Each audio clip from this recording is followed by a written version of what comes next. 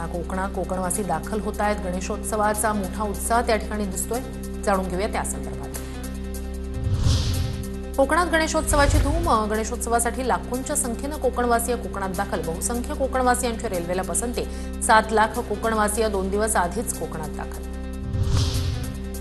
मुंबई गोवा महामार्गावरील रत्नागिरी ते संगमेश्वर या रस्त्याची दयनीय अवस्था। निवळी घाट परिसरात 7 ते 8 फुटाचे खड्डे।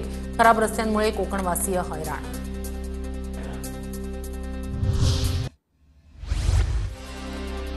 मुंबई गोवा महामार्गावरील वाहतूक सुरळीत सुरू। हजारो वाहनं कोकणच्या दिशेने रवाना। सलग तिसऱ्या दिवशी मुंबईतील कोकणवासियांची कोकणात जाण्यासाठीची लगबग।